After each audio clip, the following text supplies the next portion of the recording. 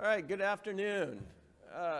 It's a pretty packed agenda. It's nice to see that we have so many people here for ethics. In case any of you are looking for like active shooter training, that's the one that usually fills up. But for or body-worn camera training or those kind of things. So it's actually interesting to see so many people here for an ethics training. And let me start by just introducing myself. My name's Rob Faigin. I'm the Chief Legal Advisor for the San Diego County Sheriff's Department. I've been there for 17 years. And I just want to start out giving you the typical legal disclaimer, which is anything we talk about, anything I say is not legal advice, so don't sue me later. Okay, make sure that if you have questions, you consult with your legal advisor, because that's who's going to know the law in your jurisdiction. I don't typically think of myself as a lecturer, so I don't want to lecture. I teach classes as well, and some of them are as long as 4 hours, and it's hard to drone on for 4 hours. So if you have a question, or if I ask questions, I ask a lot of questions. You can raise your hand. It'll make things go by a lot quicker. I just want to get a feel for where we are in the room and where you are as an agency or an officer or an attorney or those kind of things. Also, a little housekeeping thing. The PowerPoint handout slides will be, I checked this morning, they weren't on IACP, but they will be on IACP's website at some point, so don't worry about taking too many notes if you need to. Also, they will be on AELE's website, I believe, at some point in the somewhat near distant future. So you'll be able to find the slides and take a look at them from there. And I think that covers kind of everything I wanted to cover with regard to that. As I mentioned, I am the Chief Legal Advisor for the San Diego County Sheriff's Department. And when I look to teach a class, I've taught the ethics class a couple of times now at IACP. And when I look to teach a class, I really, well, actually, when I'm sitting where you're sitting, I look at the speaker and I say, well, why do I want to listen to this person? Why are they qualified to talk about what it is they're talking about? And I think that's a fair question. So I think I owe you that in the beginning to just kind of give you my background and let you know that I've been advising my department on all kinds of matters for the last 17 years. But specifically as it relates to ethics and those types of things, one of my roles was and is to advise our internal affairs division. So that means I've seen all kinds of ethical issues, to the point at which when one of our IA sergeants comes to me and says, "You're never going to believe," I go, "Oh yeah, I will. You can't get me that easily." I've seen a lot of things that I didn't believe when I saw them. And now I go, well, you know what? We hire from the human race. We're going to have people that are going to do things, okay? And the things that they generally do are going to be the things that everybody else in society does, okay? Because we hire from society. So it's not unexpected that somebody's going to slip through and do the same types, despite our CVSAs, our background checks, and all of those types of things. We weed out as many as we can, but we're still going to have those types of issues and those types of people in our departments. So not only do I advise our Internal Affairs Bureau, I and my staff, we also review all of the discipline in our department that's issued over 15 days. So I look at all of those cases. We also, when discipline is imposed in my department, the employee has a right to appeal that to a civil service commission, and I and my staff, we defend the sheriff's imposition of discipline in those cases. So we see those types of cases all the way from internal affairs, all the way up through an employee's appeal to our civil service commission. And sometimes we take writs if we lose, and we even go to the court of appeal if we have to argue that, hey, you know what? This particular employee should not be a peace officer, should not be employed by our law enforcement agency. And then lastly, in terms of my background, I'm also a former prosecutor. So with 23 years as a lawyer, almost all of it doing legal work for law enforcement agencies or working with law enforcement agencies, that's kind of my background, and that's where I think I have some insight to talk to you a little bit about ethics and how it affects us. All right, so why are we here? And you know, it's hard to break the ice, but I want to break the ice a little bit, so I have a little video I want to show you. You may have heard that our company has been accused of unethical business practices. Is it because of the falsified product safety tests? Is it because of the false stories planted in the media about our competitors? Is it because of our crime family connections? What? Are you saying those things are unethical too? Good God, this thing is just snowballing. Now, where was I? 7 years ago. During the summer.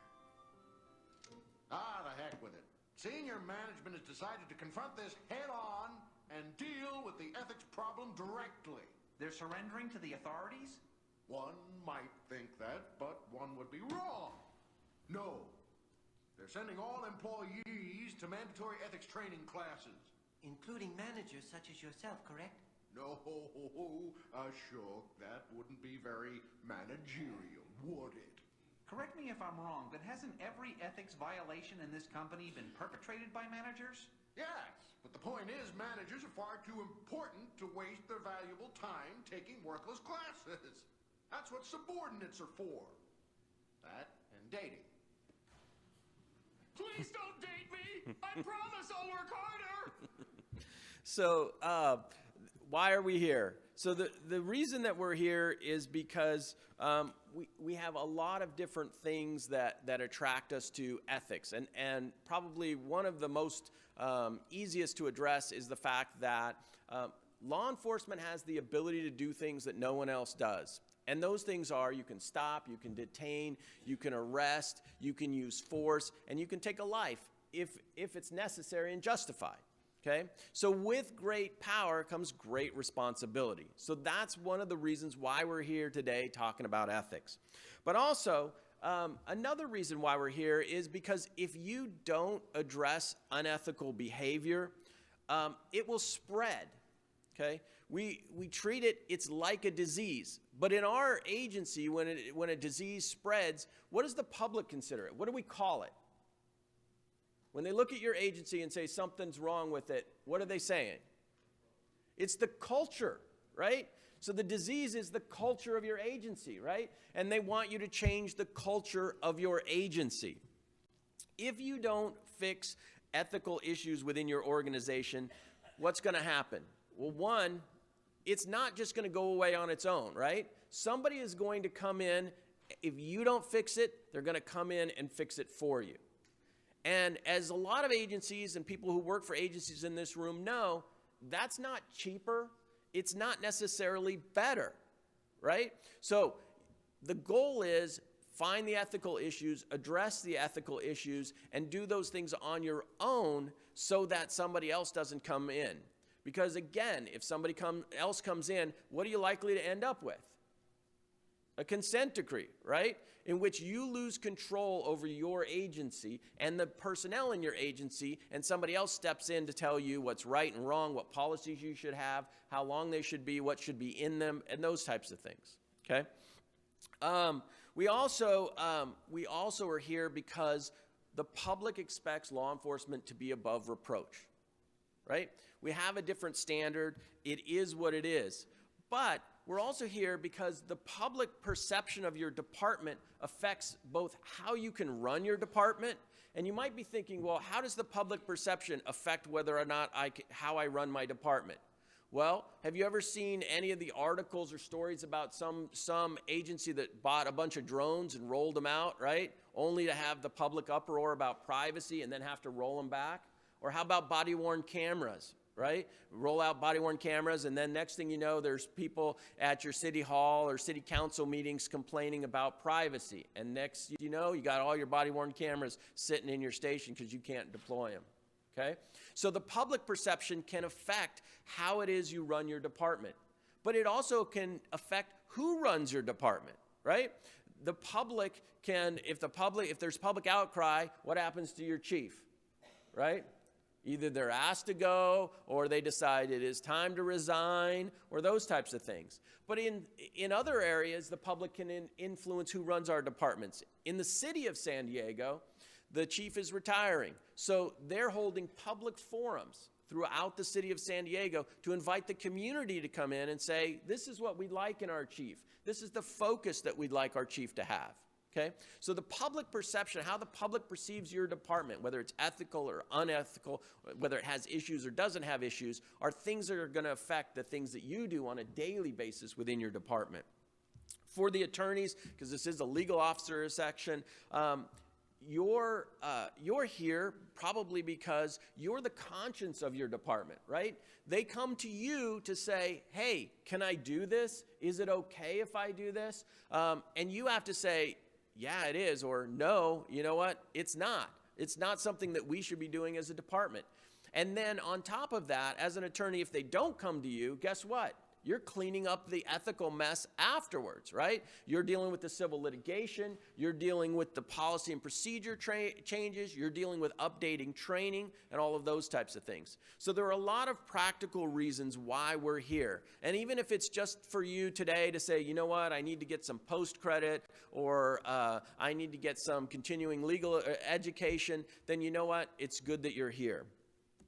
All right, so we're going to just roll through a couple of things. What we want to do in the next probably 45 minutes is just have a general discussion about ethics, kind of examine ethics and some ethical issues that have happened recently in law enforcement, discuss some of the issues that are facing us and how we go about dealing with them. In this slide packet, I have a ton of hypotheticals and examples. We're not going to go through the hypotheticals, probably given time. I tend to put 3 hours of stuff into a presentation and then kind of whittle it down to an hour as we're talking. But the reality of it is when this is posted, there are some hypothetical situations you can take back and use for training for your agency and have discussions. These are all good jumping off points. But we are going to talk about policies and procedures that you should have in place. Not necessarily these exact ones, but you should have these types of policies and procedures in your policy and procedure manual. All right. So again, we're going to start out probably by defining what is ethics and how you guys define ethics. We'll talk a little bit about the perception of whether or not the public thinks law enforcement is ethical. We'll look at some examples of unethical behavior, and we'll look at policies and procedures. What we won't do, it's a large group. We don't have time to do any breakouts, any hand-holding or trust falls or any of those types of things. But for those that are into that kind of thing, I have a little one trust fall you can take a look at and get it out of your system. Close your eyes and just fall down, okay? Don't worry. Okay, then Lauren's going to catch you. Close your eyes. Okay. Okay, it's called the trust fall. Okay, trust fall. Ready, set, go. All right, so let's define ethics. Somebody give me a definition. Can somebody give me a definition of what they think ethics means? Anyone? The right thing to do. It's as simple as that. It's the right thing to do. And that sounds like a simple definition, but the problem is what's the right thing to do? Who decides what the right thing to do is? I'm very logical in the sense of I like to go to sources and say, okay, you know what? Here's the definition. So as being as old as I am, the place to go whenever I needed a definition as a kid was Merriam-Webster's dictionary, which I don't even think is in hard copy anymore. But online, what Merriam says is ethics is an area of study that deals with ideas about what is good and bad behavior, a branch of philosophy dealing with what is morally right or wrong. So how do we know what is morally right or wrong? How do I know whether what I'm doing is ethical or unethical? Okay? And it sounds like that's easy, and it is easy in some cases. Cheating on your taxes, ethical or unethical? Hopefully everybody says unethical, but some of you might say, well, cheating, that's a gray line. What do you mean by cheating? Okay? But the reality of it is that's an easy one. But how about, does this outfit make me look fat? Ethical or unethical? We're talking about lying, right? Is a white lie ethical or unethical? Okay? And you go, well, but you know what? If I say it does, I'm going to hurt her feelings, and so I'm going to do it to spare their feelings. So now we're not talking about the lie. We're talking about the result or why you're doing the lie. Okay? And I guarantee you, every internal affairs case I have looked at, when they come in, they have a justification for why they did what they did. But does that necessarily matter in the sense of whether or not they did it, whether or not you're sustaining those charges against them?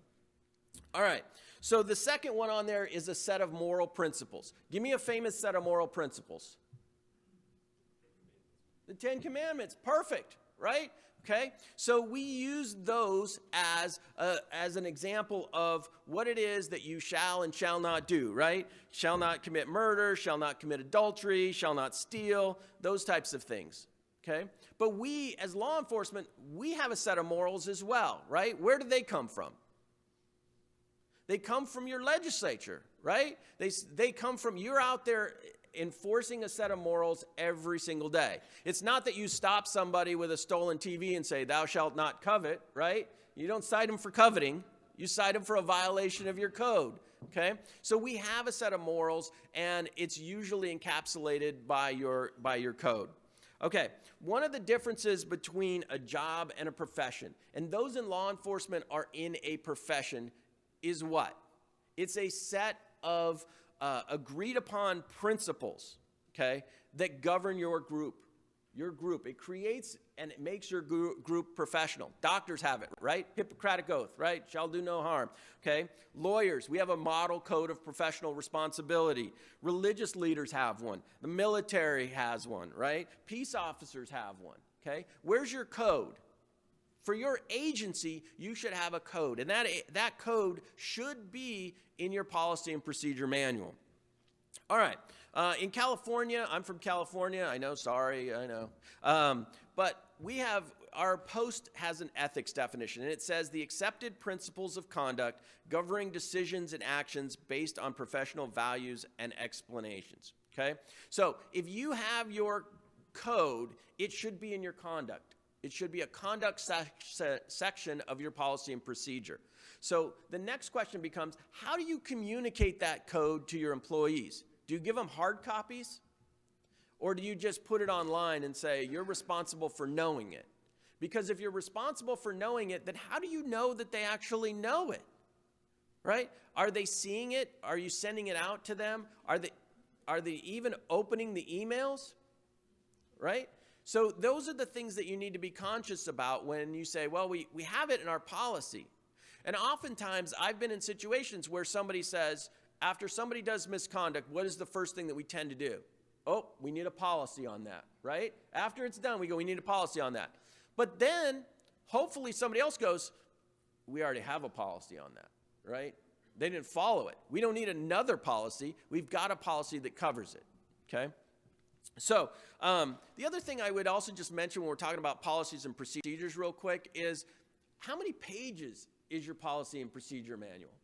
If it's 400 pages long, how do you expect them to know all of the rules? And if you're updating it, some people's policies, I know ours are kind of like this, it's like painting the Golden Gate Bridge, right? We start at one end, by the time we finish, we just go back to the other end, start all over again, right? So if you're constantly updating your policies and procedures, how do you know that it's gotten through to your employees that they should do or not do certain things? All right, so what's the perception of you? Are you considered an ethical employee? Do you consider yourself to be ethical? And more importantly, do other people consider you to be ethical? And how do you know? Right? And it's funny when you ask somebody, are you ethical? Do you consider yourself to be ethical? Most people would like to say probably yes. Yes, I do. Okay? But they don't think about how other people view them and whether other people view them as ethical. But then when you ask the following question, which is, do you know somebody that at your employment that you think might be unethical or that does unethical things?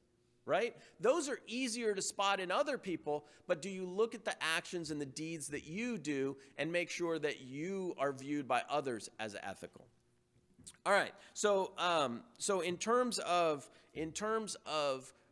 ethical actions and those types of things, understand that people in your organization know who is unethical. And you say, well, really, do they really know? Yeah, they know. And you know how I know that? Because when an officer gets arrested for misconduct, what generally happens around the station? People start talking and they go, yep, he was doing that all the time. He was making those traffic stops and he was giving his phone number out to the ladies and doing those kind of things. And we always thought there was something not right about him. Well, did you tell anyone? Did you do anything about it? No? Okay. So when he gets arrested, guess what happens? He gets arrested. a victim sues, the department is dealing with it, then everybody gets deposed, and eventually it comes out that everybody had concerns, but nobody did anything. Okay? All right, what's the public's perception of us as a law enforcement agency and of the things that we do? Is it good or bad? Anybody think it's good right now? That is not very many hands out there, if any. Okay? That's a concern, as we talked about in the beginning.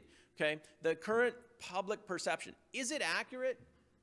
Do you think the public perception of law enforcement is accurate? No, right? Because what are they doing? They're using 1, 2, 3 high-profile cases to define your department.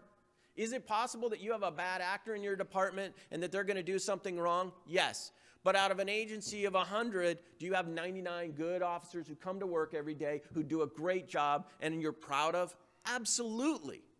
Okay? So the public perception is really important, and it can be changed. Okay? But it's our responsibility to make sure that we change it. All right, but this is what we're up against, right? And I don't know if you can read those or not, but this one says, police, 2 officers out after planting evidence. How about this one? You guys might remember this one. Video may show officer plant evidence after he shot an unarmed black man. This is the South Carolina case where he picks up the taser, runs over and drops it. What's the public saying when they see this video? See, I told you they do that, right? That's what happens. Now, your department, you didn't do anything wrong in your department, but guess what? You're law enforcement. This is law enforcement. You're now fighting uphill as a result of this type of incident. Judge to rule in murder trial of officer accused of planting gun on suspect. Or how about this one? 6 Cleveland police officers fired for actions in a fatal 2012 chase. Okay? So, for my lawyer friends in the audience, do all of these negative cases affect your ability to deal with civil litigation against your department? Yeah, there's heads bobbing up and down. Sure, I want to take your case to trial. As a lawyer defending law enforcement officers who do the right thing every single day, I want to take your case to trial. I want to stand before a jury and go, this person did the right thing. They have a tough job. They made the right decision, and I want to stand before them. But if before you even can walk into the courtroom, there's the threat of a runaway jury because they're ticked off because of some headline that occurred in your jurisdiction, guess what? There's a chance that your lawyer's going to say, you know what, instead of getting a runaway jury, let's see what we can do to resolve this case. It's the way it works. It has to work that way because we can't fight an uphill battle all of the time. All right, so this one. Is there such a thing as a blue wall? Yes or no? Yeah, there is. The reality of it is there is. And it started out not necessarily as a bad thing. It started out as kind of a brotherhood, and there are other associations and groups that have brotherhoods, okay? Where it crosses the line and where it becomes an issue is when we start saying, hey, you know what, we're in this together. And then that trails to what? It's us versus them. And by us, who is it? It's law enforcement versus non-law enforcement, okay? And then that turns into we have each other's backs, right? Okay, well, that makes sense in certain situations, but then where does that line stop in terms of we have each other's backs, okay? If it gets to we cover for each other, that's where it becomes a problem, okay? If there's a code of silence that people don't speak up, because they're fear for what would happen if they do speak up, that's where it becomes a problem. There are associations, blue walls, those types of things in all kinds of agencies. There are brotherhoods in all kinds of agencies, military.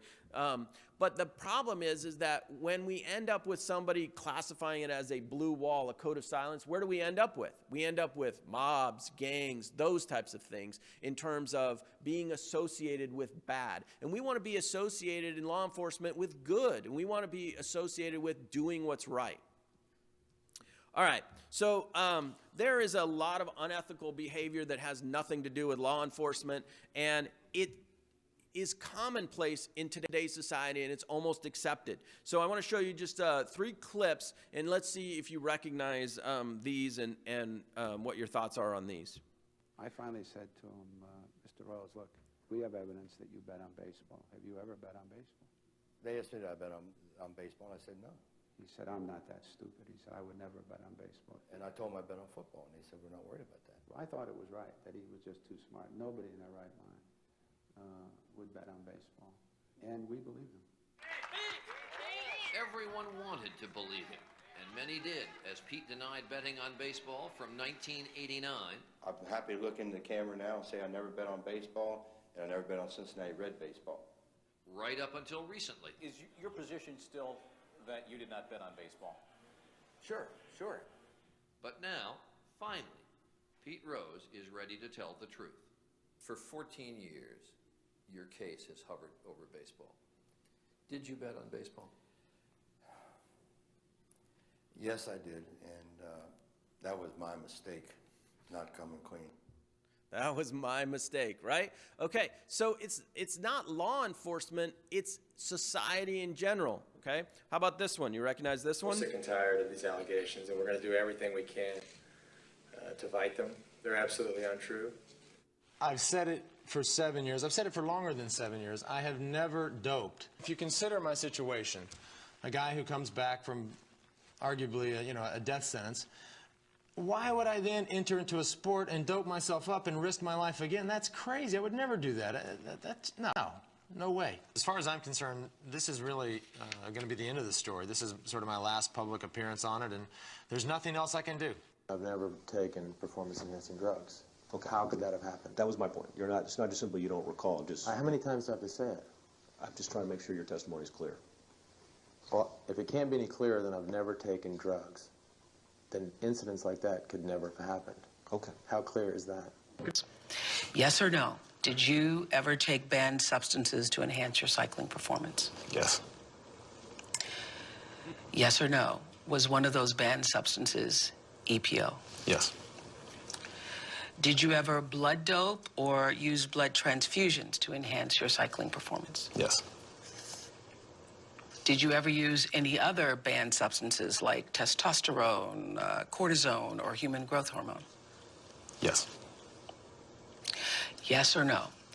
In all 7 of your Tour de France victories, did you ever take banned substances or blood dope? Yes. So you say, well, come on, that's sports guys, right? Well, I got one of those that's not a sports guy. But I want to say one thing to the American people. I want you to listen to me. I'm going to say this again. I did not have sexual relations with that woman, Miss Lewinsky. I never told anybody to lie, not a single time, never. These allegations are false, and I need to go back to work for the American people. Thank you. Good evening. This afternoon in this room, from this chair, I testified before the Office of Independent Counsel and the grand jury. I answered their questions truthfully, including questions about my private life, questions no American citizen would ever want to answer. Still, I must take complete responsibility for all my actions, both public and private. And that is why I'm speaking to you tonight. As you know, in a deposition in January, I was asked questions about my relationship with Monica Lewinsky. While my answers were legally accurate, I did not volunteer information. Indeed, I did have a relationship with Ms. Lewinsky that was not appropriate. In fact, it was wrong. There you go. And my wife says, you're cynical. And I say, you know what? The public is cynical. Based off of this type of thing, guess what? They look at everything that hits the 5 o'clock, the 10 o'clock, the 11 o'clock news with cynicism, right? And so when we try to come out and tell them, no, our officers did the right thing, they look at us and say, yeah, but look at all these people who gave us denial after denial after denial, and then come back and say, yeah, okay, I lied, right? So we have that battle that we have to deal with. And there's a saying that we wrestle with, which is, one bad apple doesn't spoil the bunch, right? You know that saying? Okay, but here's the thing. If you reach into the barrel and you pull out a really gnarly bad apple, aren't you going to look at the rest of them before you eat them with some real suspicion as to maybe they're just as bad? Maybe they're not, but you're going to really check, right? You're going to look hard before you bite into one. okay? That's the thing that we're facing with, okay? When there's a bad apple, when there's a bad thing that happens in our department, and it doesn't even have to be our department, it can be our community in relation to other law enforcement agencies. We get the shrapnel from that. We take all of that, okay? And not necessarily, it's not unearned, okay? Here's some examples from our profession. Well, this department is starting to feel to a lot of people like a house of cards. They have a leadership vacuum, 3 police chiefs in just 9 days gone, either forced to resign or resigning because of 2 things. One, what has now become a sex scandal involving a teenager who was both underage and 18 eventually, who has made some accusations against more than 24 police officers, not just in this department, but in several departments across the Bay Area. However, the majority of the officers came from this department. She says there were 14, and she says some of them knew that she was underage at the time that she was having sexual relationships with them. The accusations that she's made, Brooke, some of the more serious ones, have to do not only with the underage sex with police officers, but also with payment, saying that some of the officers would pay her for sex, and that some of the officers would pay her by giving her information, tipping her off to prostitution stings, and she says that she was a sex worker at the time. And so those 3 things have really started a major full-blown investigation here. The mayor coming out very strongly after the accusations, and not only that, but after the sex accusations, there were more accusations made against 2 officers that have nothing to do with the sex scandal for texting one another with racially explicit text between very high-ranking African-American cops. Okay, so I feel that this is an appropriate time to place civilian oversight over this police department and to send a very clear message about how serious we are of not tolerating misconduct, unethical behavior, and to root out what is clearly a toxic macho culture. Okay, remember what I started with. If you don't fix it, somebody's going to fix it for you. If it's a disease, what do we call it? We call it a culture, right? Those are the examples. Now remember, for those of you that are as old as I am, you remember when the media was our friend because they wanted to report on what the bad guys were doing, and that's what drove the 5, 11, 6 o'clock news, right? Was, hey, this bad guy got caught or is doing this. But guess what? The focus has shifted. Now it's whatever they can find about law enforcement.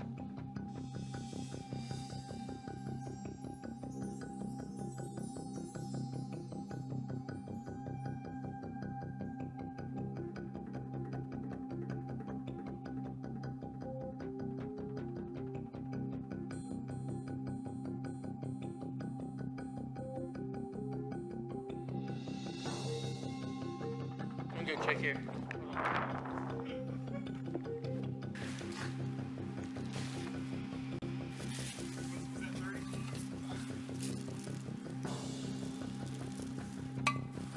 Yo. It's certainly a possibility that we're looking into to see if the officers, in fact, replaced drugs that they had already discovered in order to document their discovery with their body-worn cameras on. Does that give everyone in here a little bit of pause for concern? Are you thinking now, hey, we need to go back and edit our body-worn camera policy to talk about reenactments, right? I don't have to search far, For the and that's second frustrating. time in less than a month, video shows Baltimore police officers allegedly planting evidence. Newly released body camera footage apparently shows officers placing drugs in a car. The alleged incident happened during an arrest in November. Officers were searching the car after witnessing what they said looked like a drug deal. Jeff Pegues is in Washington with what a defense lawyer says the cameras captured. Jeff, good morning. Good morning. The officers are accused of manufacturing evidence, and the public defender's office says that all you have to really do is look at the police body camera video to see it. What are you stopping us for? What you mean step up? What are you stopping us for? Body cameras were rolling during a traffic stop last November. The video shows Baltimore police officers searching a car for drugs. As one of the suspects is arrested, he accuses the officers of harassing him for days. You crooked. You That's what you do. According to the public defender's office, the officers found nothing in the car until turning their body cameras off. When the cameras came back on, an officer is seen squatting by the driver's side of the suspect's car, apparently unaware that he's being recorded. He then stands up and steps back. About 30 seconds pass, another officer approaches the car. That officer then squats down and pulls out a bag of drugs. Frankly, when it's your word against the police, it's quite an uphill climb for a lot of people in Baltimore City. Attorney Joshua Inslee says the footage absolves his client Shamira Collins, who was facing drug charges after the incident. She didn't think anybody would believe her, but you know, the cameras were all rolling, and she ended up being vindicated. The Baltimore police said in a statement, anytime an allegation of misconduct is made against an officer, they take it seriously and investigate it fully. Okay, so I show you these videos not because I think that what happened in there is accurate or isn't accurate. The point of showing you these videos is to get you to understand that this is what we're dealing with when we have to deal with an issue in our own agency. This is the perception that the public comes to us with, and then we have to try and fight uphill when we have an issue inside our agencies. Here's one more. That dash cam video helped provide a Bloomfield, New Jersey man's innocence. It's a story we first broke at 7 Online. This 30-year-old faced a number of charges, including eluding police and assault. Investigative reporter Sarah Wallace obtained the dash cam tapes, and she spoke exclusively with him. Sarah? Well, Diana and Sade, quite a turnabout. All of the criminal charges against Marcus Jeter have been dismissed. 2 Bloomfield cops have now been indicted. A third quietly pleaded guilty to tampering and retired. It's all because of video the cops may have tried to hide. Get out the car! Get out! This is the Bloomfield Police Department's dash cam video that prosecutors say they never saw when they pursued criminal charges against 30-year-old Marcus Jeter. Notice his hands in the air. He was charged with eluding police, resisting arrest, and assault. And also notice who throws repeated punches. If the tape hadn't surfaced, I was going to be doing jail. The incident began when cops were called to the Bloomfield home Jeter shares with his girlfriend. No charges were filed, and Jeter says he left after briefly talking to officers. they say you were eluding them. When they were behind me with the lights on, I pulled right over, you know. So you weren't trying to escape? No, I wasn't trying to escape. In a video from the first police car, prosecutors did see Jeter stops on the side of the Garden State Parkway. The cops pull out guns. Why didn't you just get out of the car? Because I was afraid. There was a cop on my left with a gun pointed at me, and there was one on my right side with a shotgun pointed. I'm afraid that I might get shot. If you got out? Mm-hmm. The tape not initially turned over is on the dash of a second police car that comes from the opposite direction, crosses the median into ongoing traffic, and then strikes Jeter's car. There is no mention of that in any police report. When Jeter first told his attorney that part of the story, it was incredible. I didn't believe his story at that particular point in time. So you finally believed him then? Yes. The next thing I know, as he's coming around the car, the glass gets busted, and all the glass goes in my face. Get out the car! Your hands are up? My hands are up. As soon as he opened the door, one of the officers reached in and just punched me in my face. As he's trying to take the seatbelt off, he's elbowed me in my jaw. And I'm like, ah! And he's like, stop trying to take my gun. Don't go for my gun! Stop resisting arrest. Stop trying to take my gun. And as he's saying that, I just knew, and I was thinking in the back of my mind, like, okay, this is gonna go wrong. Get down! Stop resisting! Stop resisting! Why are you trying to get my gun? Get off my gun! And right before when they opened the door about to put me in, the officer hits me in the back of the head again. as soon as prosecutors saw this video, they dismissed all of the charges against Jeter. Interesting to note, an investigation by Bloomfield PD's scandal-plagued Internal Affairs Division had found no wrongdoing by police officers. The blame is with the Bloomfield Police Department not providing that tape. If we hadn't had the tapes in this particular case, an innocent man would be in jail today. I'm sure that if this happened to me, it could happen to a bunch of other people, you know. Scary, right? It's a scary situation. Okay. And we were there exclusively today in Essex County Court in Newark, where Bloomfield police officers Sean Corder, there on the left, and Orlando Trinidad, who you will see here on the right, were arraigned on charges including conspiracy, official misconduct, and falsifying reports. Trinidad is also charged with aggravated assault. They pleaded not guilty. By the way, you can watch much more. Okay, so what's important is the perception. I mean, the video is what it is, but what you want to take away also from that is the gentleman's statement of, I'm sure if it happened to me, it could happen to someone else, right? Because guess what? Those people who think like that are on our criminal juries, right? They're in our civil juries. They're in our communities. So we have to be able to assure them that it doesn't happen to other people, and that we as a department, that we take steps to make sure that those types of things don't happen. How do we do that? Well, as I mentioned, I have a bunch of scenarios in there, and I'm not gonna go through them in depth, but you'll be able to see them in the handouts. But basically, each scenario goes to a policy and procedure. So this one had to do with found property, a deputy who finds property, some cash in front of a bank, and puts it in his pocket, okay? And one of the policies that will help you is a catch-all policy. Well, I don't know if it was wrong or not wrong of him to take it or not take it, but here's what I do know. I do know that when it comes out that a deputy found $1,600 in an unmarked envelope in front of a bank and didn't walk into the bank to say, hey, you know what, is this anybody's money? We have a problem, right? Okay, and so unbecoming conduct is a policy that you should have in your P&P, and basically looking for things such as that they have to act in a manner on and off duty, as in a manner to reflect most favorably on the department. That's good for the department, but then you say, well, it didn't look bad for the department. Okay, does it look bad for that individual? Do you now distrust that individual? Would the public distrust that individual? Does it bring that individual into disrepute?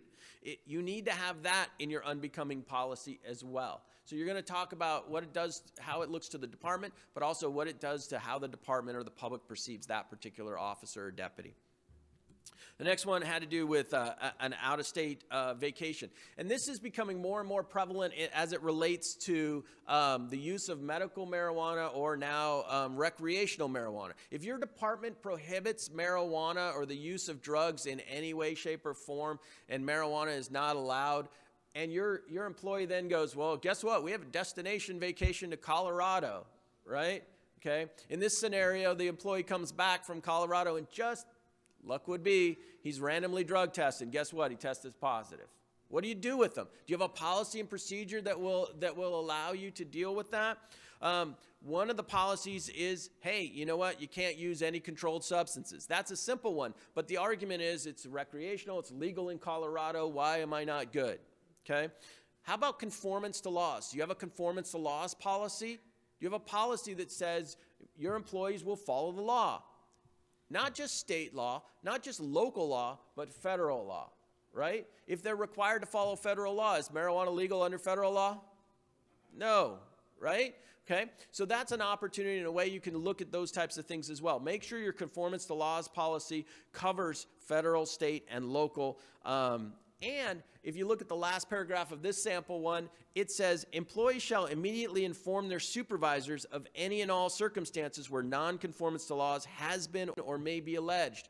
Is there a requirement in your policy that the employee self-report that they've been contacted by law enforcement, right? Because guess what? What happens in Vegas, they would like to stay in Vegas, right? When they come back, we don't want my agency to know what I did there or that I got contacted or arrested or any of those kind of things, right? So they're not necessarily going to tell you. But if you find out about it and it falls within this policy, you can take action. All right. A date night scenario had to do with a deputy hypothetically being called to 415, a verbal argument. He separates the party, sends the male away for the night, and the female says, hey, why don't you stick around? And he says, yeah, I'm on duty. And she said, well, when you're off duty, come back over. So he goes over and clocks out right away, right? And goes back, right? They have a good time. One thing leads to another. They have intercourse. He then goes home. Then the next morning, the husband comes back and the wife says, hey, I was sexually assaulted by that deputy. Why'd you leave me here? And And he says, hey, that was consensual, right? Okay, how do you deal with those types of scenarios? Do you have a policy that addresses immoral conduct? Okay, it needs to define that you have to have a certain level of moral conduct in your personal and business affairs, and it's the standard that is the department standard. Okay, it's the standard that is a law enforcement standard. Okay, Red Ryder BB gun, that was a scenario that just had to do with an employee or somebody turning in for a gun buyback, a BB gun. Well, we don't take gun buybacks for BB guns. That's all right. You can just keep it. And the employee goes, you know, I recognize this. I think it was from a movie or something. I'm going to keep it, right? I'm not going to log it in, and I'm not going to throw it away. And guess what happens? Okay, we find out the BB gun was worth a lot of money. Okay, so do you have a policy that would deal with an employee who takes property? Okay, processing property. You have a policy that tells them they have to process property and how to go about processing property. You need to have those types of things in your policy. How about free meals, right? Free coffee. Coffee seems to be like, oh, well, everybody drinks coffee. Free coffee's okay. But then what happens? Cops don't pay here, right? They then, guess what? Everybody starts going there for breakfast. Half your squad is at that restaurant every morning for breakfast, right? Because they don't pay. Okay? Is that an ethical problem for you as a department? Do you have a policy that talks about gifts, gratuities, rewards, bribes, those types of things? Okay? You should have a policy that addresses those things. And it can be everything from, it's Christmas time, so you know what? Somebody's giving out $100 gift cards to law enforcement. Just giving them gift cards. Well, is that a bribe or is that a gift? It's Christmas time. Can they take it? Right? And where's the line? Can I take 2 tickets to a Philadelphia Eagles football game? Can I take the use of a cabin? Okay, you need to have those things defined because it starts small, but it gets large.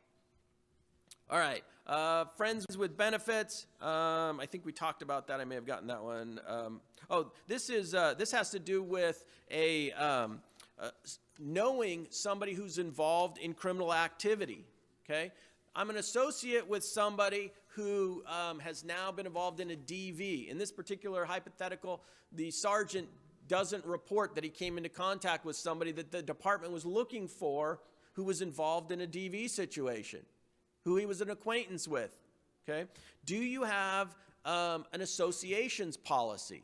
Do you have a policy that prohibits people from associating with a certain person, type of person, people who are in custody, people who have criminal records, those types of things? Why is that important? Well, again, if we're trying to show the public that we care and that we have ethical standards, do you want your employees to be hanging out with people who violate certain types of policies and procedures or who commit certain types of crimes? Okay. Law enforcement family. How about somebody who gets a ticket, one of your employees who gets a ticket and asks, hey, I work for the department. Can you not write me a ticket? Or you wrote me a ticket. Hey, can you do away with the ticket, right?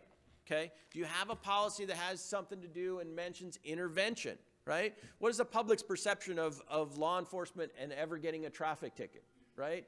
They think we don't get traffic tickets, okay? It's not because we drive better, which I try to convince people of, but it's because they say, hey, you know what? You guys, you don't write each other tickets, okay? Well, you should have a policy that focuses on intervention. You can't use your position, your badge, your department ID to intervene in getting a case dismissed or getting somebody out of trouble. This take two is a scenario based off of the video in terms of where they go and reenact a situation. Also, another scenario was in there that had to do with leaving stuff out of a report. Do you have a policy, a conduct policy that sets your standard for report writing? I know we teach people what to put in reports and how to write reports. Do you have a conduct policy as it relates to them? And more importantly, do you have a policy that says your reports have to be truthful, that they have to be accurate? Go a little further. Is it a lie if I just leave part of it out? Is there a requirement that I have to put everything in my report? Because if it is, if there isn't, I'm going to leave out some of the bad stuff because it's not relevant. Okay? But is my report accurate at that point? And here's the thing. When we go to trial, whether it's in a civil trial or a criminal trial, the truth is going to come out. And you as a department or of somebody who's, you want to know early on all the bad stuff. You don't want to leave it out of a report because it's going to come out at trial. It's going to come out in deposition, and it'd be better for you if it came out early on so that you can prepare for it. How about giving out booking photos or giving out department documents or giving out confidential information? Do you have a policy that talks about the dissemination of information? All of your department information is confidential, and no one should be releasing it without going through the right channels and getting the right approvals. How about this one? This seems like an innocuous one, but your employee asks for the day off, and you say, sorry, we're short-staffed, you can't have it off. What are they going to do? They're going to call in sick on the day of, right? And guess what? They're at the Eagles game, and just happens to be their time. They're on the kiss cam, right? And it's like, oh, I thought you were sick. Everybody told me they saw you at the Eagles game. It was miraculous. I was healed, right? Okay. Do you have a fictitious illness or injury policy? Do you have something that says they're not supposed to fake illness? Okay. They're not to report themselves ill. And that's not just, hey, I'm sick, too sick to come to work. It's also, hey, I injured myself at work, right? Work comp fraud is a big deal. Okay? It costs the department lots of money. It's fraud. It's a crime. Okay? And the public looks at us and says, hey, if they're committing crimes, what do I think of that department? All right. How about this one? I always like this one. I need a ride. Employee's got an unmarked car, right? He gets it because he's on call. He's allowed personal use of it. And you know what? Times are tough. Overtime's short. So guess what he's going to do? He's going to go work for an internet ride service. He's going to be given rides.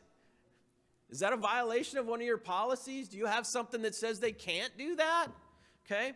How about a policy that says use of department equipment? Okay. You can only use it for its intended purpose in accordance with department policies and procedures. Do you have those types of policies in place? Let's see. Truthfulness. This is always the biggest one. Do you have a truthfulness policy? Does your policy require them to be truthful, complete, give accurate answers, and again, not omit anything? Lies by omissions are still lies.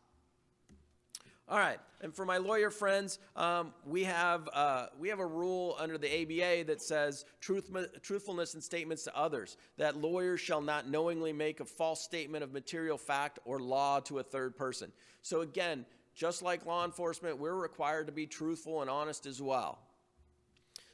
Okay, so let's talk briefly about the impacts of unethical behavior. Okay, there are personal impacts for the unethical employee. Obviously, they can be hit with an IA, they can end up being charged with agency policy violations, and then that leads to discipline, which eventually could lead to termination, right? So that's the employee side of it. But what about the liability side for your agency as a whole? Right? When an employee commits the misconduct, guess who takes the shrapnel of that? Your agency. You get sued, right?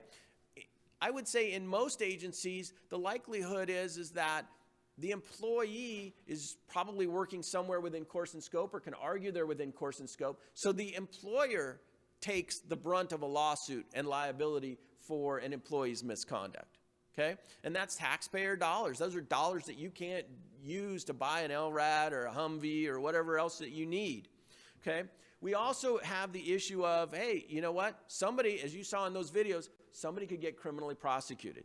Okay? They go to jail. There have been lots of law enforcement officers who get prosecuted and go to jail based upon their misconduct. Okay? We also stand up to public ridicule. As a result, there's public embarrassment. There's family impact to the employee, right? The employee goes home, and guess what? All the media is camped out in front of their house, and then they have to explain to their friends, and then their kids go to school and have to explain to their soccer buddies and those types of things. Hey, dad did something wrong, or dad didn't do something wrong, okay? Also, the agency standing in the community. As soon as there's something negative about your agency standing in the community goes down. Okay? And as we mentioned before, agency oversight. There's always a big push to get agency oversight, and as a result, if you don't take care of the things in your agency and the things that happen in your agency, you could end up with it. So solutions. We're winding down here. There's a couple of solutions to help avoid unethical behavior. As I tried to emphasize, proper policy and procedure, making sure you have policies and procedures, but also early intervention. You want to make sure that when you're made aware of something, that you address it. Don't leave it. Don't let it go to, oh, you know what? He's a good guy. I can't tell you the number of times that people say he's a good guy. He may be, but he did something inappropriate. He did something that violated our policy, and we need to hold him accountable for that so that the public and people look at us and say, you're holding your people accountable. Okay, in terms of taking action, don't ignore unethical behavior, hold people accountable. Here's one that is really difficult to do in a law enforcement agency. Hold your supervisors accountable. Because guess what? The employee may not be doing what they're supposed to do, but we have policies and procedures in place, and we have supervisors there that are supposed to make sure they're doing what they're doing, right? And when something goes wrong and you go, geez, how did we not find out that this had been going on for 6 months? Well, where was the sergeant, right? We have a span of control. We have a certain number of employees per sergeant and a certain number of sergeants per lieutenant. Why didn't they know what was going on? And if they did, why didn't they take any action? Okay? So I found this on the internet because that's where all the cool stuff is. It's 8 ethical tests, and I thought these were worth sharing and just discussing real quick. You know, ask yourself, is the conduct appropriate? And you can run it through this series of 8 ethical tests. The first one, the golden rule. Would I want people to do this to me? That's an easy one, right? If you go, geez, I wouldn't want somebody to do that to me, then maybe it's not a good idea for you to do it to someone else. The truth test. Does this action represent the whole truth and nothing but the truth, right? And remember, as I mentioned before, lie by omission is still a lie. The what if everybody did this test? What if everybody was doing this, whether it's lying, cheating, any of those types of things, would those be acceptable? The parents test. Now these are the don't do it because of guilt, right? These are the how would my parents feel if they found out that I did this, right? The religion test. Is this something that would violate my religious beliefs? The conscience test. That's a tough one, right? That scale moves pretty good depending on who you're asking, right? The consequences test, okay? If I do this, what are the consequences? What could happen to me? And this last one, the front page test. We've used this one at my agency for years. It's the easiest for people to understand, although now we have to change it from front page of the paper to TMZ or on TV or in the 5 o'clock news or CNN or any of those kind of things, right? What would happen if what I'm doing ended up on the front page of the paper or on CNN or TMZ? How would I feel? How would my family feel? How would people feel? So how do we fix where we're at today? We have to change perceptions. How do we do that? We start writing the narrative. We start highlighting the good things that our folks are doing, right? Capitol Police hailed for bravery and heroism. Every single day in every one of our departments, our people are doing things that are noteworthy, that are incredible, that are heroic, and that are great. And our responsibility is to change the narrative and focus on those types of things. Another example, Topeka police officer recognized for his heroism after saving autistic child. In every one of our agencies, we have people who save people's lives every single day. It could be as simple as taking Narcan and bringing somebody who OD'd back, right? We saved a life. Let's focus on those types of things and change the narrative. Carlsbad police officers' heroic efforts in Las Vegas shooting, right? There were a lot of law enforcement officers in Vegas last month or earlier this month. Those are the types of things that we want the public to be focusing on, and we want them to say these are good people doing good things, and one person who makes a mistake or who does something intentionally doesn't mean that the rest of the group is bad. So, in conclusion, the public expects us to be above reproach. And it's up to you to decide whether or not that's appropriate or not. I'm not here to debate that, but that's the public's expectation, and we have to deal with it. Your agency expectation should be that you don't tarnish your badge, and that the things that you do make your department look better, make you look better, and as a result, make the community feel proud about their law enforcement agency. And then lastly, you should have a self-expectation that you are above reproach and the things that you do reflect well on you. So that's pretty darn close to an hour in terms of running through an ethics presentation. If anybody has any questions, I'm happy to answer them. I know it wasn't too much of a two-way dialogue, but that's all I have.